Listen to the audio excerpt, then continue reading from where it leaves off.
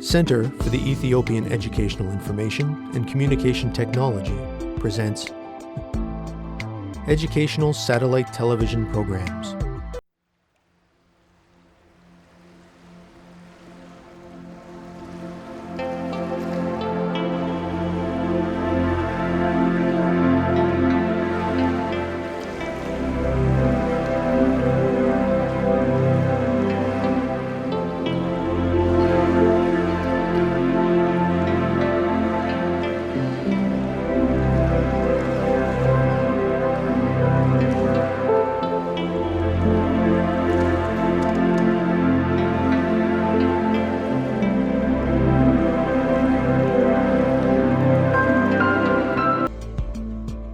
Hello students, I'm here again. I am Asrat, your biology teacher. Our lesson today will be about energy transformation. Let's make a little bit revision on this part. You can see that energy can be transformed. It cannot be created or destroyed, but it can change from one form to the other. You know, living things can do that. There are very important organelles in our cells and in plant cells. And those two energy transducing or transforming organelles are said to be mitochondria and chloroplast. And these organelles are believed to have been bacteria long time ago. And they have become swallowed by eukaryotic cells, and they have developed into such amazing organelles. And this mitochondria, as I have mentioned earlier in the previous lesson, is called as the powerhouse of a cell. It produces ATP, energy currency of a cell. Just like Ethiopian birr is our currency, mitochondria produces ATP that are the currency energies of the cell. The cell doesn't use glucose to produce energy directly. Glucose is the chief source of energy, and this glucose is like $1. Okay? As we have $1 and change it to Ethiopian birr, mitochondria changes glucose into ATP, and that ATP is used for the cells to produce whatever they need in their activities. So let's go to the details of this lesson. Most of you know that the very common reaction of cellular respiration, glucose plus oxygen gives carbon dioxide plus water and energy. But it's not such a simple reaction, by the way, just like it happens in the laboratory. It is a very long, enzymatically controlled biochemical reaction of a cell in the mitochondria. Okay? So we need you to very importantly focus on how this ATP is structured and its role in the cell. How ATP is adapted as a main cellular energy of the cell. Okay? You might also be able to describe how ATP is produced in the cell. You also locate where different processes of cellular respiration happen. These are the main objectives you have to understand by the end of this lesson. So follow me attentively. Okay? So let's come to the main point. Why do we need energy? We need energy to do everything. Even when I'm teaching, I use a lot of energy to teach you. And when you are listening, you are using a lot of energy to listen. Energy is used for several processes in our body. Nerve cells carry impulse. Sperm cells fertilize eggs. Red blood cells carry oxygen. Xylem in plants helps us in transportation. Xylem is a non-living tissue anyway. For all these functions, cells need energy, and that energy is produced by mitochondria. Let's go to the mitochondrial structure. So what is ATP molecule here? ATP is an abbreviation, okay? It's called adenosine triphosphate. Triphosphate. 3 phosphates attached to adenosine. Okay? This is a molecule that carries energy within cells. It is the energy currency of the cell. that immediate energy. Whenever a cell needs some energy, they use ATP. No glucose is used. Glucose is too big to use for cellular activities. It has too much energy and a lot of heat is released. It might kill the cell. So cells use ATP that is very immediate and small enough to provide the energy they need. How do cells make this ATP? Or the ATP is made during photophosphorylation. Photo, light, phosphorylation, addition of phosphate to ADP molecule or some molecules. So photophosphorylation produces ATP, cellular respiration and fermentation produce ATP.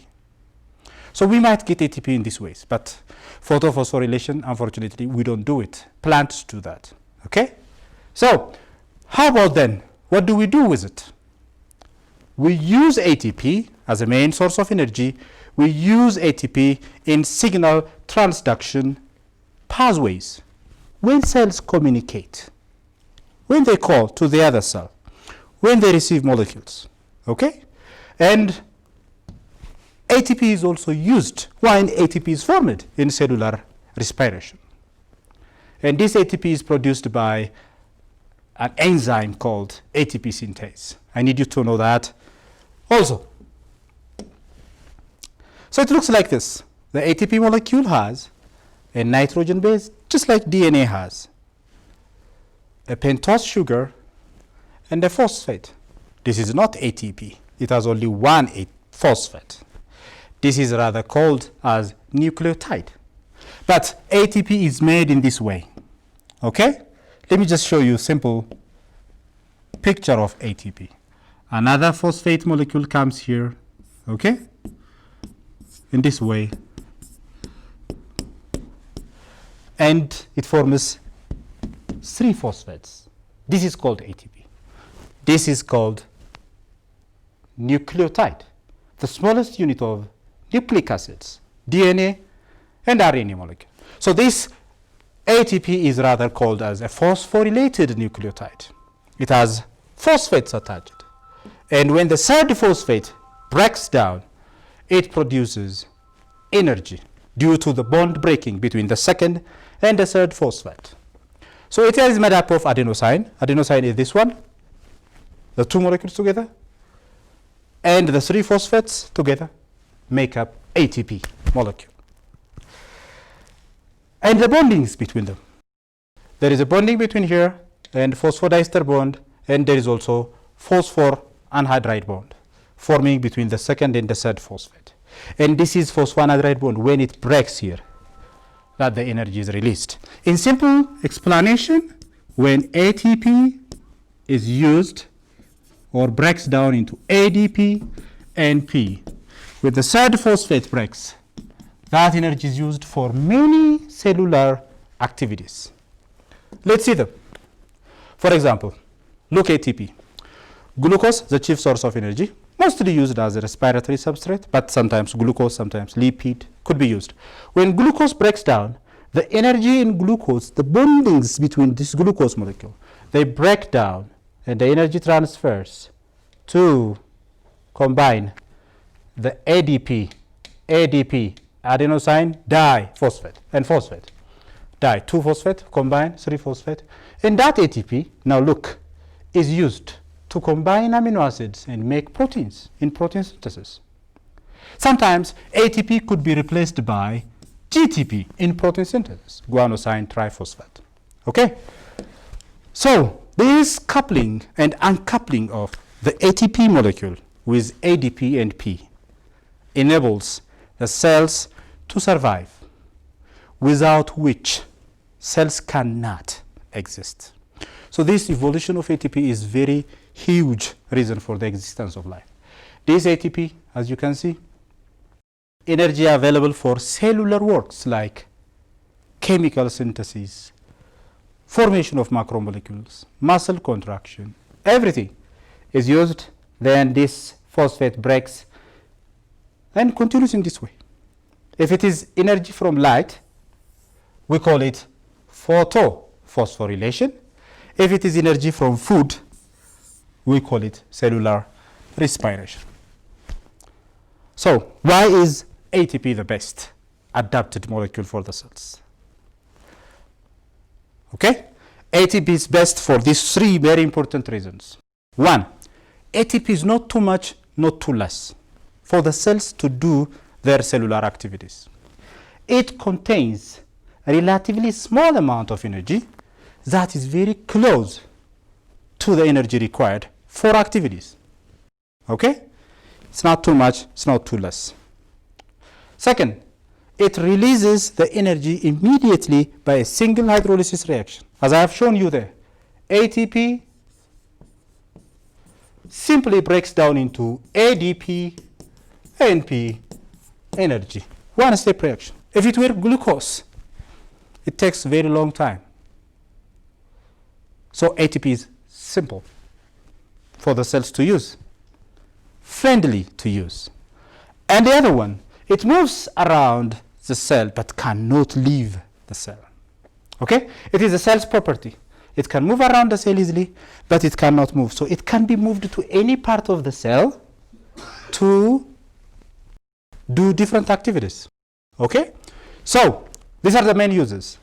ATP is used for synthesis of macromolecules like proteins, nucleic acids, the DNA and RNA. It is used for cell division when a cell divides through mitosis or meiosis. It helps in the initial reaction of cellular respiration itself. Cellular respiration, that consumes 2 ATP when it starts. For conduction of nerve impulses, messages pass through this ATP hydrolysis. Muscle contraction, very importantly for active transport processes. Imagine plants take minerals from the soil. How do you think they take it? They have to absorb it from the soil into the root and into the parts of the plant. Mineral absorption is active transport. Okay? And many more other functions are catalyzed by. So how is this ATP produced then? How do cells make ATP? They make it in 2 ways. One, they make it into anaerobic pathway. Aerobic. Oxygen is used here. Using oxygen, we call it aerobic respiration. In this case, cells use 2 kinds of phosphorylation: substrate level phosphorylation and oxidative phosphorylation to make ATPs. We'll come to substrate and oxidative, of course. There is also an anaerobic pathway called cells sometimes might not get oxygen enough to produce energy. Or some cells, they don't like oxygen. So they are called anaerobic cells. Bacteria are well known for this. And yeast can also be able to live without oxygen anaerobically and make some kind of products like alcoholic drinks and many other products could be made from bacteria. So anaerobic pathway also produces energy. The difference is the aerobic and the anaerobic pathway produce different amount of ATP. Obviously, the aerobic produces 38 ATP molecules, maybe less than, if it is less, 36 ATP molecules, while the aerobic produces only 2 ATP. Less efficient in producing enough amount of ATP, and the anaerobic pathway is also produces some kind of residuals that might be useful or that might be harmful. Lactic acid is harmful.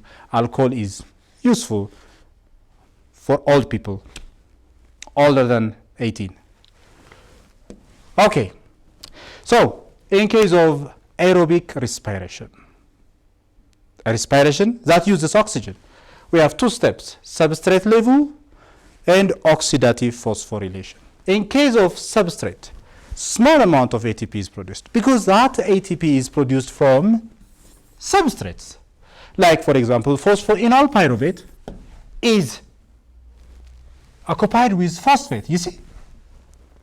So this phosphate will be used to make ATP. Phosphoenol pyruvate, phosphate is removed from here using some enzyme, kinase enzyme or some other enzyme. then that phosphate removed from phosphoenol pyruvate will be used to combine and make ATP molecule. You see, such kind of ATP formation is substrate level phosphorylation.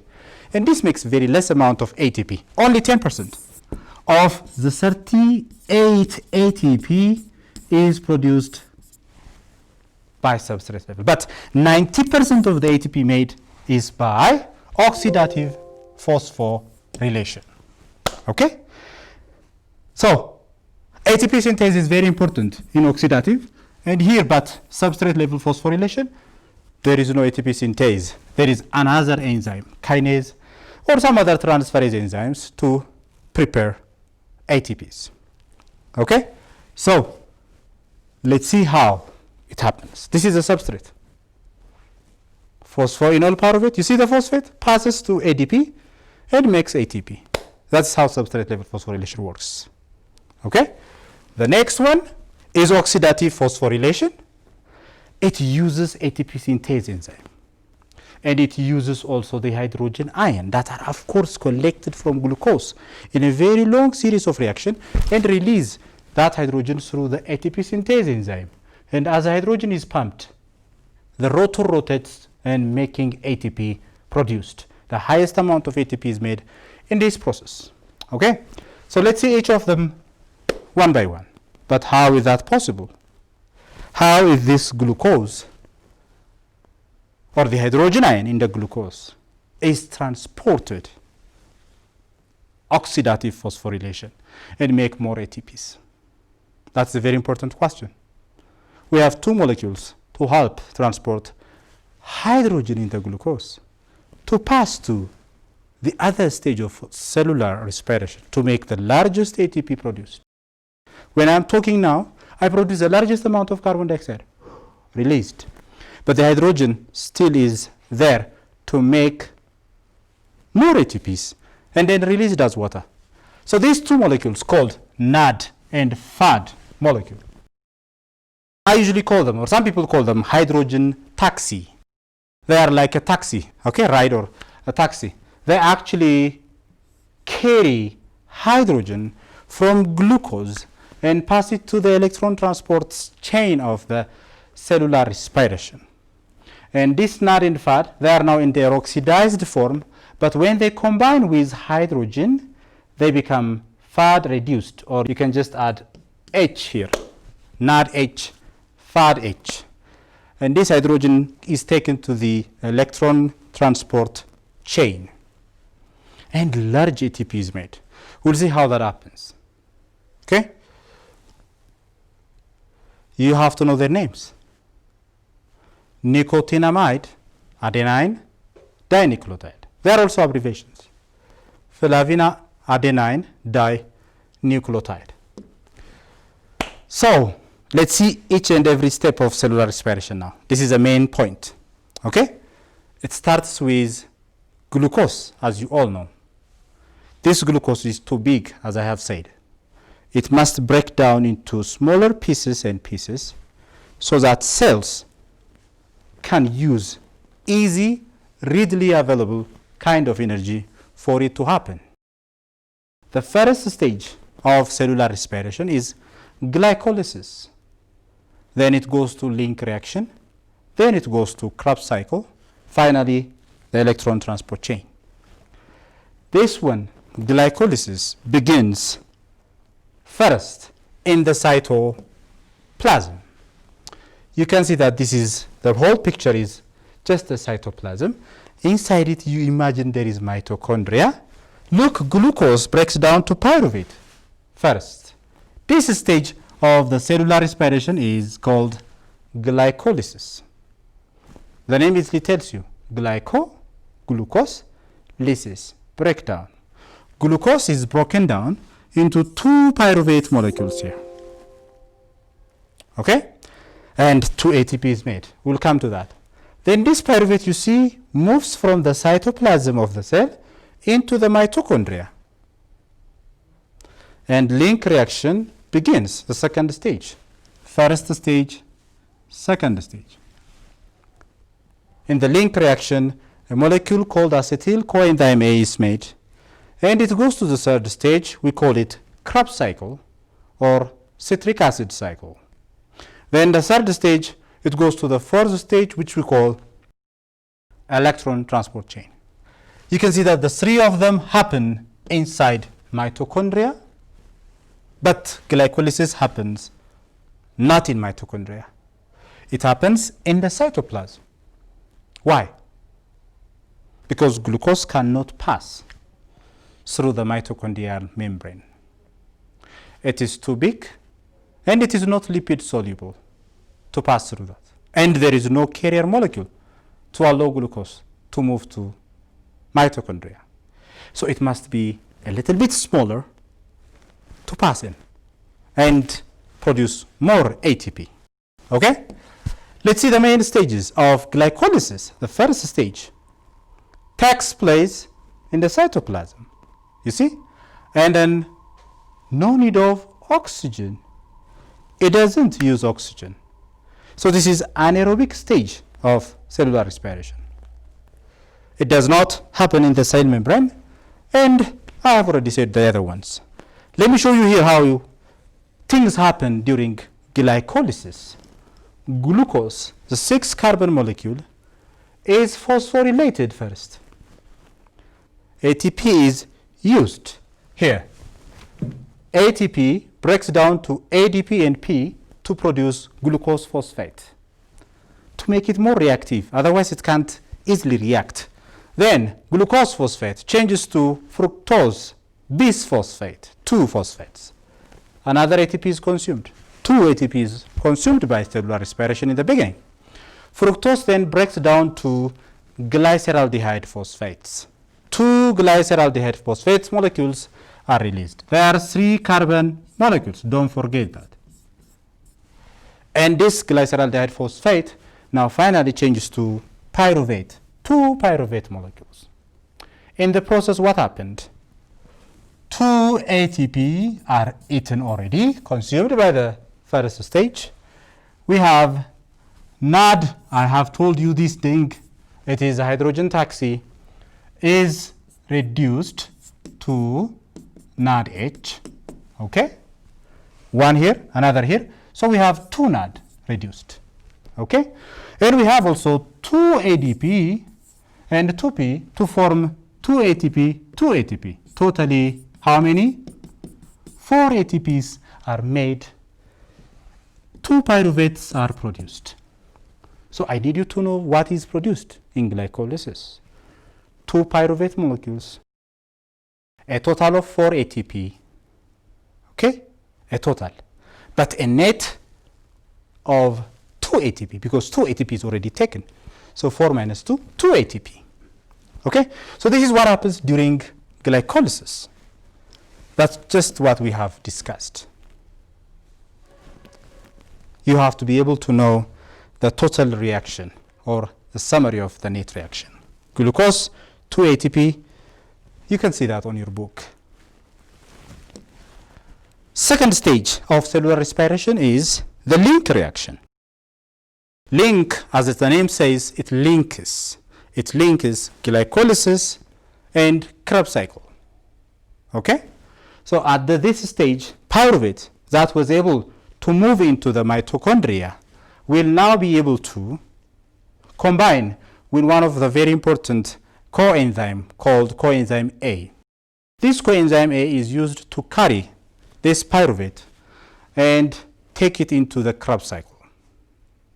But in the process, in the link reaction, this pyruvate breaks down into 2 carbon molecule called acetyl-CoA, releasing carbon dioxide. Carbon is released and carbon combines with oxygen. I told you glycolysis is only anaerobic. The others happen in the presence of oxygen. It's in the mitochondria. Okay? So this acetyl-CoA is made from only 1 pyruvate. Don't forget. How many pyruvate made? 2 pyruvates are made from 1 glucose. So don't forget, 2 acetyls are made, 2 carbon dioxides are produced, 2 NAD molecules are reduced. Count them. I'll come to you. No ATP is produced during link reaction. So on this lesson, we have learned it, and I need you to remember what cellular respiration is and the stages of cellular respiration, pathways of cellular respiration, and the types of phosphorylation we discussed, and about mitochondria. In the next lesson, we deal with the remaining two stages of cellular respiration called Krebs cycle and electron transport chain. Have a good day.